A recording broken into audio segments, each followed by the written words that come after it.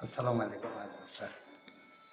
Mana biz Nazarbek sanatoriyasida dam olyapmiz. Yaxshi, ajoyib. Yaxshi dam oladigan maskan ekan. Men bugun 4 kun bo'ldi. Men juda xursandman. Hamma sharoitlar chiroyli. Hamma narsa yetarli. Nima xohlasangiz hammasi muhayyo bo'lyapti. Aynan. Ukra olaman deysizmi? Har xil ishini deysizmi? Hammasi bor, shukronlar bo'lsin. Biz juda ham xursandmiz. Qarangki yana bugun aynan dam olish kuni, Qodir kuni. Bugun ham xizmat ko'rsatishyapti.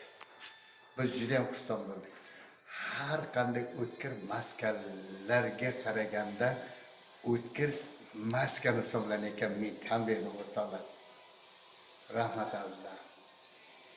Mana fizioterapiya bo'limi shunday jihozlanganki, har bir xonasiga kirsangiz, har bir davolanish yo'nalishdagilari judayam chiroyli o'ylab qo'yilgan.